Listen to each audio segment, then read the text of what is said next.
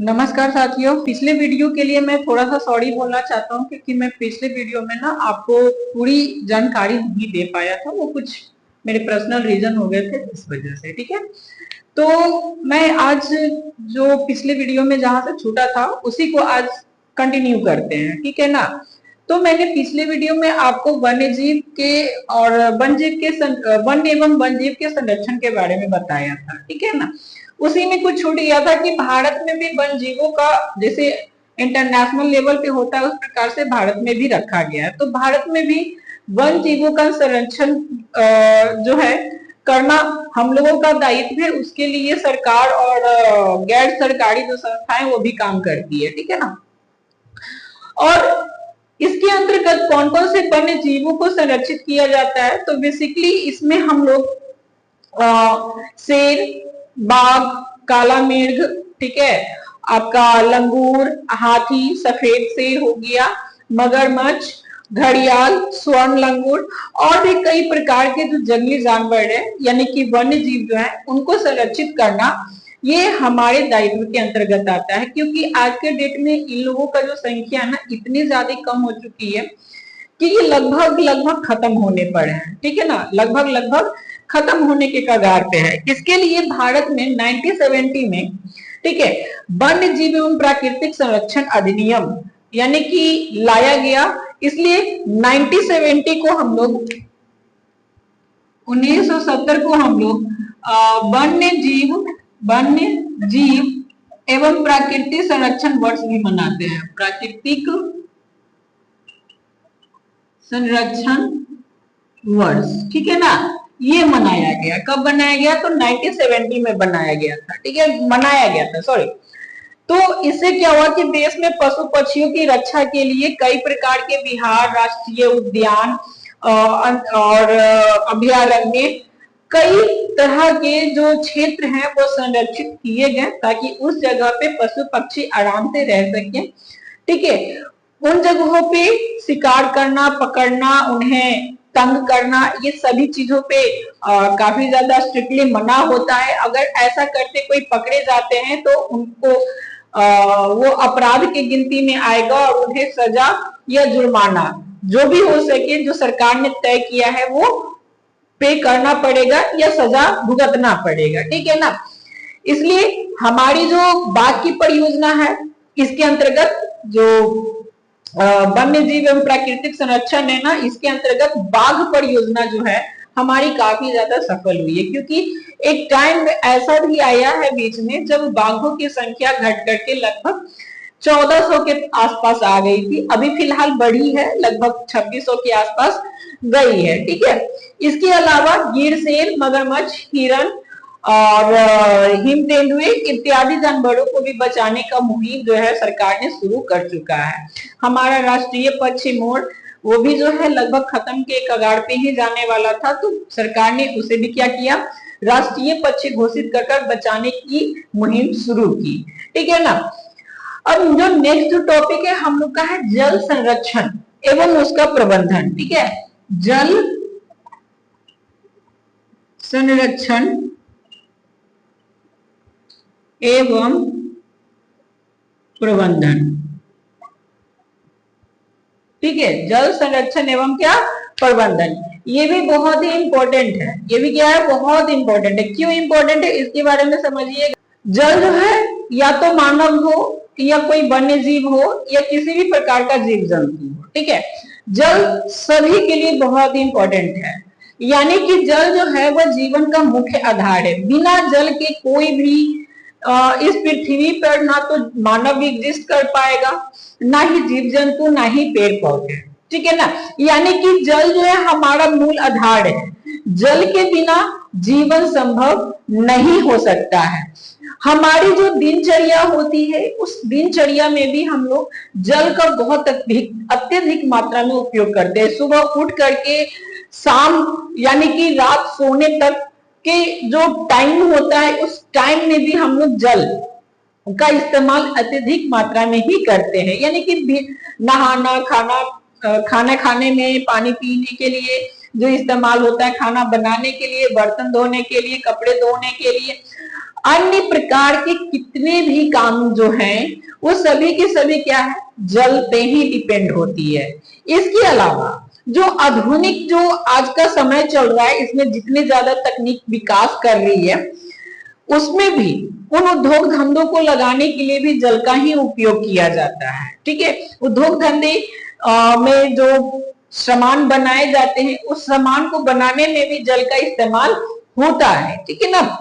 उसके अलावा सिंचाई के लिए, विद्युत बनाने के लिए, यानी कि जल विद्युत जिसको कहते हैं, इन सभी के लिए ही जल बहुत अधिक मात्रा में हमें चाहिए। यानी कि जल की उपयोगिता ही है इन सभी चीजों में, जिससे कि क्या होता है कि जल की जो मांग है वो काफी ज्यादा बढ़ रही है। आज के डेट में हर चीज में हम लोग जल जल जल इस्तेमाल कर रहे हैं, तो डेफिनेटली कि जल का मात्रा मांग में भी बढ़ोतरी हो जाएगी। और इसका कारण जो यह है कि हम लोग जल का जो है ना सही से प्रबंध नहीं कर पाते हैं।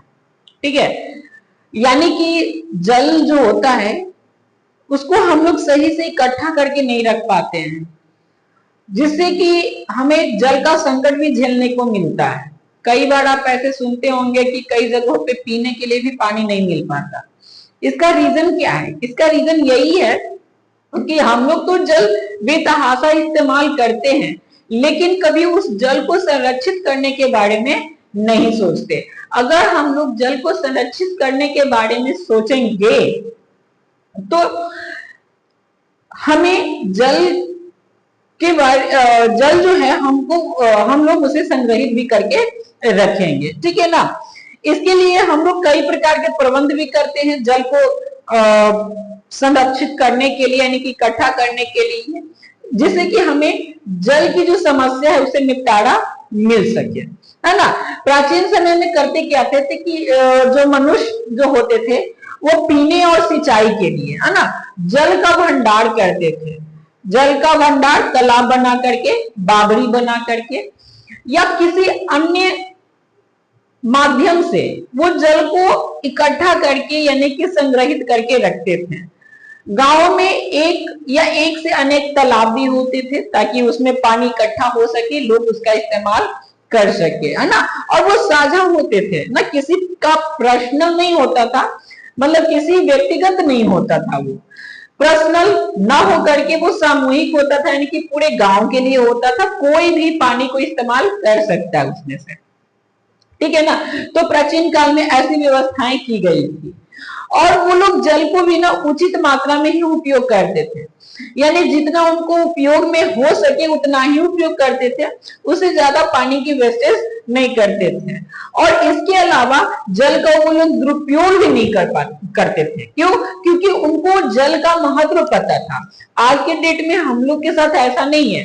हम लोग को पता है कि जल हमारे लिए क्या मायने रखता है, फिर भी आज के डेट में हम लोग जल को सही ढंग से इस्तेमाल नहीं कर पाते, उसका दुरुपयोग करते चले जाते हैं, जो जिससे कि होता क्या है कि आने वाले टाइम में जब गर्मी पड़ती है, भीषण गर्मी पड़ती है, तो आप देखते होंगे ना कि उस टाइम में ना जल की मात्रा कम गई और पानी के लिए लोग तरसने लगे। ठीक है, तो ये बहुत ज्यादा ऐसा होता था।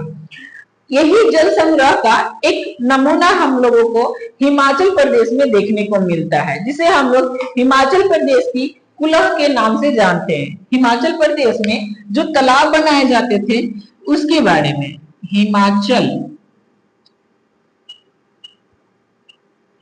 प्रदेश में कुल्लह, है ना, क्या बोलते हैं उसे? कुल्लह बोलते हैं। जो मतलब बावड़ी टाइप होता था, तालाब जैसा होता था, उसे हम लोग क्या बोलते थे? कुल्लह बोलते थे।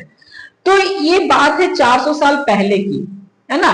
और इट मीन्स कि 1500-1600 के अराउंड। ठीक है ना। उस समय होता क्या था कि प्रत्येक जो पहाड़ी भाग होता था, गांव होता था, उसमें सिंचाई के लिए एक स्थानीय व्यवस्था लाई गई थी। ठीक है, एक क्या लाई गई थी? सिंचाई के लिए स्थानीय यानी कि गांव के लोगों के द्वारा मिलकर के एक व्यवस्था लाई गई थी, जिससे किया क्या जाता था कि जो जल पहाड़ पर से गिर रहे जल होते थे उसे नाले के सहारे नली बना करके दूर तक पहुंचाया जाता था। दूर तक, जो पहाड़ के दूर बसे हुए गांव होते थे, वहां तक उस पानी को पहुंचाया जाता था। और उसकी देख रेख गांव वाले ही करते थे। उसमें क्या था कि जल का जो वितरण किया जाता था वो न्यायपूर्ण तरीके से किया जाता था। गांव वाले जो होते थे आपस में समझौता करते थे कि किस प्रकार से जल का वितरण करना है ना, क्योंकि उस व्यवस्था में किसी एक गांव का इन्फ्लुएंस नहीं होता था, उसमें कई सारे गांव मिलकर के अपना पुनः बनाया करते थे। ठीक है, तो हर एक गांव को प्रॉपरली कितना पानी देना है, कितना नहीं देना है, कुछ गांव ज्यादा दूर होते थे तो कुछ गांव काफी नजदीक भी होते थे। तो गांव वाले जो दूर गांव वाले हैं उसको कितना पानी देना है, किस हिसाब से देना है, नजदीक वाले को कितना देना है ना। और अगर कभी बांध टूट गया या नाला टूट गया तो उसका मरम्मत कौन करेगा, इन सभी पे लोग आपस में गांव वाले ही समझौता करके बना लेते थे। ठीक है ना। इसमें होता क्या था कि जो दूर वाले गांव होते थे उन्हें जल को पहले दिया जाता था, है ना। दूर वाले के पास पानी पहले पहुंचा दिया जाता था ताकि पहले उन लोगों को पानी मिल जाए, उसके बाद नजदीक वाले को पानी आराम से मिल जाएगा। तो पहले दूर वाले को देते थे, जिसका देख रेख स्थानीय गांव वाले करते थे कि दूर वाले गांव को सही से पानी मिल रहा है कि नहीं मिल रहा है। इन सभी बातों पे वो ध्यान दिया करते थे। और इसके लिए प्रत्येक गांव से 2 या 3 मेंबर जो है ना गांव के लोगों को ये जिम्मेदारी दी जाती थी। और इसके लिए उन्हें जो कि काम करने में परिश्रम भी लगता है तो उनको परिश्रमिक भी दिया जाता था ताकि वो सही से अपना न्याय कर सके, पानी सही से वो देखभाल कर सके, पानी जा रहा है नहीं जा रहा है, कहीं ब्लॉकेज है या किसी दूसरे गांव वाले ने काट कर अपने तरफ तो नहीं मोड़ लिया। इन सारी बातों को ध्यान देना उन्हीं लोगों का काम होता था और उसके लिए उनको पारिश्रमिक भी दिया जाता था। और इसके अलावा जब ब्रिटिश शासन काल था उस टाइम में भी जो गांव, जो नगर थे, जो शहर थे, वहां पे जल की आपूर्ति के लिए छोटे छोटे बांधों का भी निर्माण किया गया था ताकि जो छोटे छोटे गांव वाले हैं या छोटे छोटे नगर वाले हैं उन्हें भी छोटे छोटे बांध बना करके पानी पहुंचाने का यानी कि पानी देने का अच्छा व्यवस्था किया गया था। आजादी के बाद देश में जल नीति बदली, ठीक है, और कृषि प्रसार और हरित क्रांति के लिए बड़े बड़े बांधों का निर्माण हुआ। इन्हीं बड़े बड़े बांध में हम लोग कई सारे बांध का नाम भी सुने होंगे या उसके बारे में हम लोग पढ़ेंगे भी। ठीक है, जिसमें बहुउद्देशीय परियोजनाएं भी लाई गई थी। क्या होता है बहुउद्देशीय परियोजना, आगे हम लोग अभी इसके बारे में समझेंगे, है ना। इससे क्या होता था कि बड़े बड़े बांध जब बनाए जाते थे तो स्थानीय लोगों के लिए सिंचाई की व्यवस्था हो जाती थी, है ना। और भी कई प्रकार की जो व्यवस्थाएं जल की आपूर्ति करने के लिए ब्रिटिश शासन काल में भी बहुत प्रयास किए गए। उसके बाद आजादी के बाद अपनी जो भारत सरकार थी, है ना, जो यहाँ की इंटरनल सरकार बनी थी, उन्होंने भी यह व्यवस्था किया ताकि लोगों के पास पानी सही से पहुंच सके। यह पानी की कमी ना, क्योंकि हमारा पूरी तरह से जो जीवन है वो पानी पर ही डिपेंड होता है। इसके अलावा अब हम लोग अभी बात किए हैं बांध के बारे में, है ना। बांध, जिसको इंग्लिश में हम लोग क्या बोलते हैं, डैम बोलते हैं, है ना। इंग्लिश में क्या बोलते हैं, डैम बोलते हैं। डैम क्या चीज है उसके बारे में समझेंगे। देखिए, तो नदी के पानी को रोकने के लिए, ठीक है, नदी के पानी को रोकने के लिए और जब जरूरत हो उस हिसाब से उसको खोलकर आगे को ले जाने के लिए जो घेराबंदी की जाती है उसे हम लोग डैम कहते हैं। उसमें बड़े बड़े दरवाजे जैसे बने होते हैं ताकि जब उसे उठाया जाए तो उसके नीचे से पानी आराम से निकल सके, उसे हम लोग बांध कहते हैं, यानी कि डैम कहते हैं। तो बांध जो है सिंचाई के लिए जल का उपलब्ध कराता है। इसके साथ साथ जो बांध होते हैं उससे हम लोग बिजली पैदा करने के लिए पानी का इस्तेमाल करते हैं। अब बिजली कैसे पैदा की जाती है तो ये पनबिजली वाले में पढ़ना है, ठीक है ना। देखिए, सिंचाई के लिए बांध से छोटे छोटे नहर भी निकाले जाते हैं और वो दूर दराज के गांव तक भी भेजे जाते हैं जहां पे पानी की अच्छी व्यवस्था नहीं होती। उन जगहों पे गांव में नहर बना करके पानी को डिस्ट्रीब्यूट किया जाता है ताकि लोगों को पानी सही मात्रा में सही ढंग से मिल सके, है ना। ये सारी व्यवस्थाएं की जाती है। इसके अलावा जल का वितरण जो होता है कभी कभी सही ढंग से नहीं भी हो पाता है। अब देखिए, चूंकि अगर छोटे मोटी जगह पे अगर पानी को पहुंचाना हो तो हो सकता है न्यायपूर्ण तरीके से वितरण हो जाए, लेकिन अगर बड़े एरियाज में पानी भेजना हो तो पता चलेगा कि पानी आधे रास्ते में ही सूख रहा है, सही से वितरण नहीं हो पा रहा है, या कोई गांव वाले जबरदस्ती अपनी ओर पानी को मोड़ लिए, तो वितरण की जो पानी वितरण की जो प्रणाली है वो कभी कभी फैल भी कर जाती है ना, असफल भी हो जाती है। बांध के पास रहने वाले लोगों को भी समस्याएं होती है। इससे क्या होती है, एक तो कि देखिए कभी कभी बांध के पास है तो सिंचाई के लिए जल आसानी से मिल जाता है, लेकिन बांध के पास जो लोग रहते हैं ना उनको समस्या का भी सामना करना पड़ता है। कभी बाढ़ आ जाएगा, एकाएक बांध टूट गया तो भी उस बात का डर रहता है कि रह जाएंगे, लोगों को वहां से विस्थापित होना पड़ जाता है ना। तो पास वाले को तो फायदा भी है और साथ में नुकसान भी है, और दूर वाले को भी, है ना, दूर वाले को पानी पहुंचने में ही दिक्कत हो जाता है।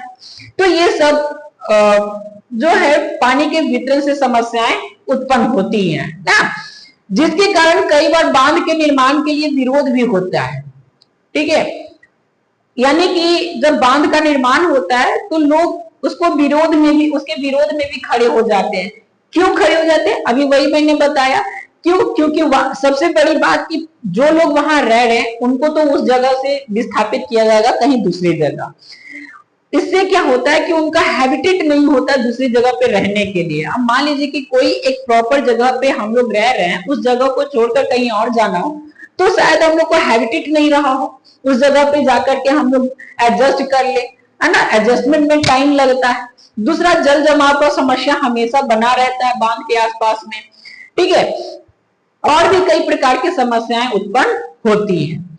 उदाहरण के लिए टिहरी एवं सरदार सरोवर जो परियोजना है इसका अच्छा उदाहरण है ना। कौन कौन? टिहरी एवं सरदार सरोवर परियोजना, ये दोनों जो परियोजना है बहुउद्देशीय परियोजना है, और ये जो है ये जो परियोजना है इसमें कई प्रकार की दिक्कतों का सामना भी करना पड़ा है। तो सबसे पहले हम लोग टिहरी के बारे में पढ़ेंगे, है ना। टिहरी बांध परियोजना, ठीक है ना। टिहरी बांध परियोजना के बारे में क्या है टिहरी बांध परियोजना, भाई समझिएगा। देखिए, टिहरी जो है उत्तराखंड में एक जगह है जिसका नाम है टिहरी।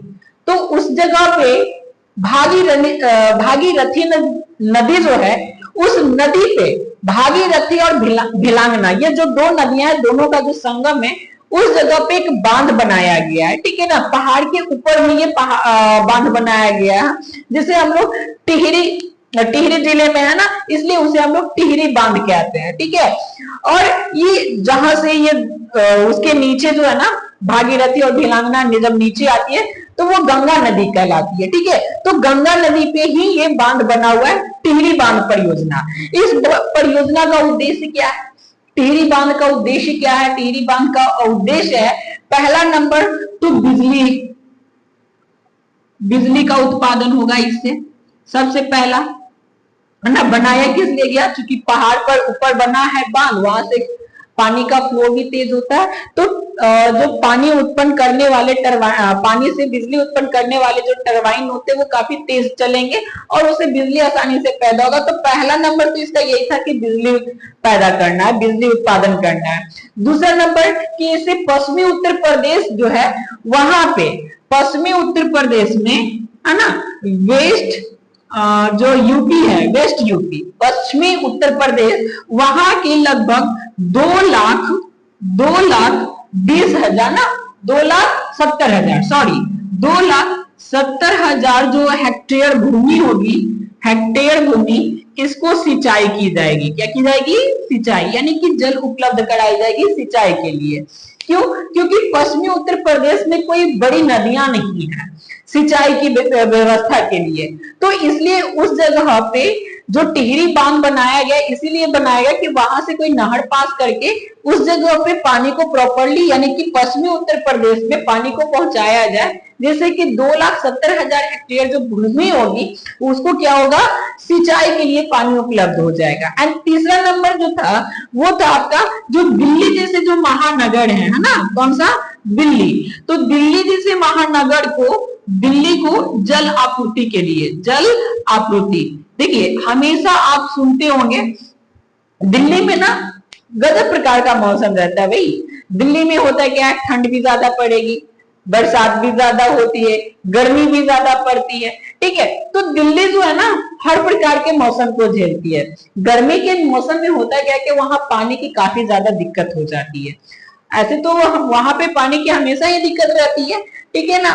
तो दिल्ली में पानी की बहुत ज्यादा दिक्कत होती है। तो टिहरी बांध परियोजना इसी के लिए बनाया गया था कि दिल्ली में जब भी पानी की आपूर्ति हो तो मतलब कमी हो तो पानी की आपूर्ति यानी कि जल की आपूर्ति उस टिहरी बांध के द्वारा कराई जाए, है ना। इसलिए भी इसका निर्माण किया गया था। अब इस समय जब बांध का निर्माण होगा तो बांध के निर्माण से क्या क्या पर्यावरणीय समस्याएं उत्पन्न होगा, अर्थात किस प्रकार से क्लाइमेट को इससे नुकसान पहुंच सकता है ना, उसके बारे में। तो सबसे पहला नंबर जो इसमें आता है वर्णीय समस्या के बारे में समझेंगे हम लोग, ठीक है। तो इसमें सबसे पहला जो नंबर आता है वो होता है पूर्णावास की समस्या।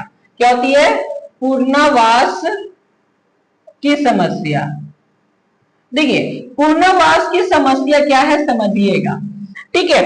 देख जिस जगह पे बांध बनेगा उसके आसपास वाले क्षेत्र को खाली करवा दिया जाएगा। क्या किया जाएगा, खाली करवा दिया जाएगा और उन्हें कहीं दूसरी जगह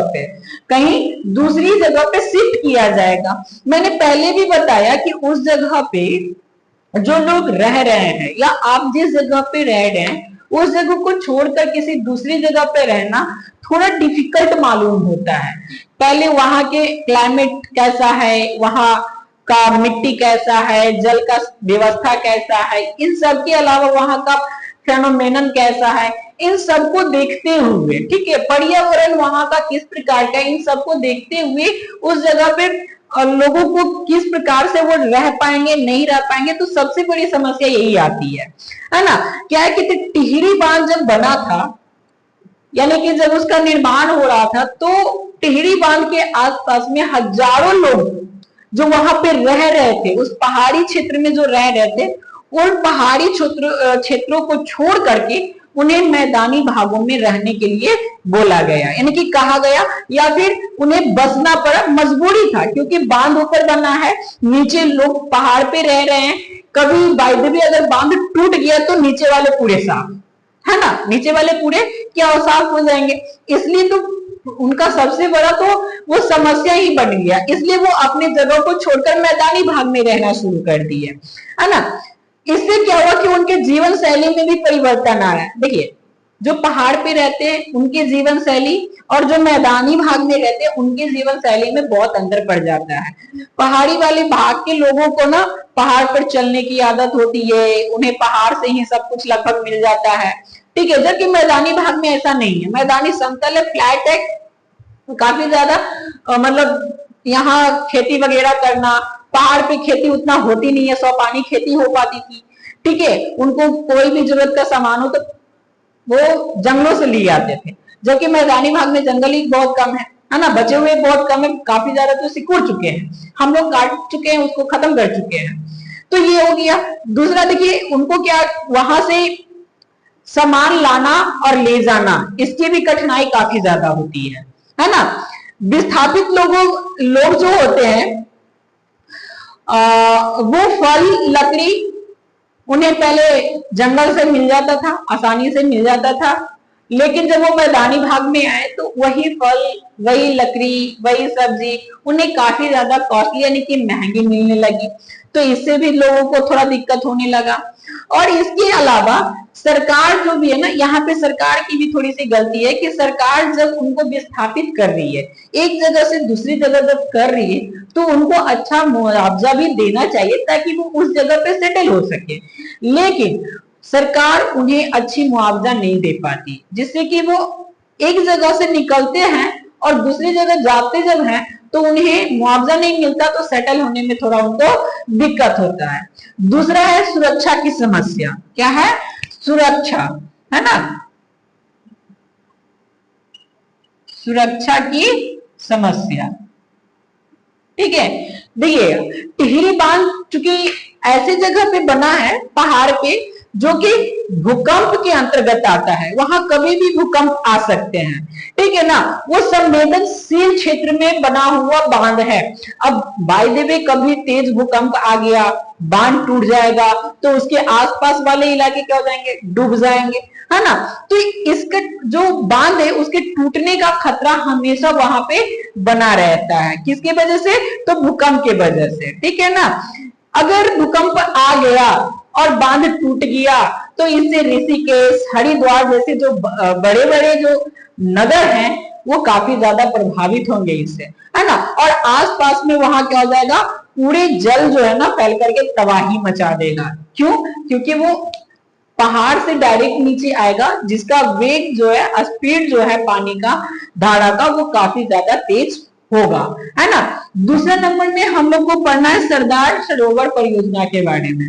दूसरा कौन सा है? पहला था आपका टिहरी बांध परियोजना, दूसरा है सरदार, है ना, सरदार सरोवर परियोजना। ठीक है, सरदार सरोवर परियोजना के बारे में। ये भी एक प्रकार का क्या है?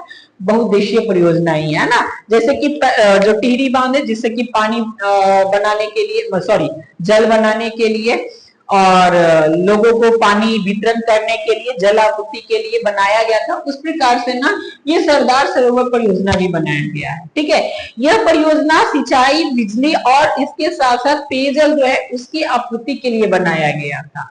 ये बनाया कहाँ गया? तो ये गुजरात में बनाया गया है। कहाँ पे? गुजरात में, है ना, गुजरात में बनाया गया है। किस नदी पे बनाया गया? तो नर्मदा नदी पे। ठीक है, किस नदी पे? नर्मदा नदी पे। तो ये गुजरात में नर्मदा नदी पे बनाया गया है। इसे कई राज्यों को, गुजरात, महाराष्ट्र, मध्य प्रदेश, राजस्थान, इन 4-5 इसके अलावा जो राज्य है ना, इन राज्यों को इस परियोजना से, सरदार सरोवर परियोजना से लाभ मिलता है। ठीक है, लेकिन इस बांध, ये जब बांध बन रहा था तो इस बांध के विरोध में भी कई लोग खड़े हो गए थे, जिनमें एक तो है आपका मेघा पाटकर, एक मेनका गांधी और कुछ अन्य जो पर्यावरण के जानकार हैं, उन्होंने इस परियोजना का, सरदार सरोवर परियोजना का विरोध भी किया था। ठीक है ना। तो ये हो गया आपको जल प्रबंधन का जो हमने पढ़ा, अभी जल प्रबंधन के बारे में पढ़ा। अभी इसमें अभी और भी पढ़ना है ना, इसमें आपको जल संचयन के बारे में पढ़ना है। तो जल संचयन का जो चर्चा है, डिस्कस है, हम लोग नेक्स्ट वाले वीडियो में करेंगे। आज के लिए इतना ही, थैंक यू। और हाँ, मैं थोड़ा ये भूल गया, मैं आपको बताना ये चाहता हूँ कि मैं जब कैमरे के पीछे से ये बात जब मैं कह रहा हूँ, पढ़ा रहा हूँ आप लोग को, तो थोड़ी सी हमें हेजिटेट होती है, क्योंकि हमारे सामने ना स्टूडेंट बैठे पड़े नहीं है ना, ताकि मैं खुल के बोल सकूं, क्या बोलना है नहीं बोलना है, थोड़ा सोच समझ के बोलना पड़ता है। तो ये अगर कुछ गलती होती है तो थोड़ा उसके लिए हमें सॉरी। और अगर इसमें कुछ त्रुटि है, लोगों को समझ नहीं आ रहा है, तो प्लीज हमें इन्फॉर्म करें बाय कमेंट, है ना। कमेंट आप कर सकते हैं कि अभी क्या आपको समझ में नहीं आया और क्या आया, ताकि मैं उस चीज पे ज्यादा से ज्यादा वर्क कर सकूं, वर्कआउट कर सकूं और उस गलती को सुधारने का काम कर सकूं, है ना। तो आज के लिए इतना ही, थैंक यू।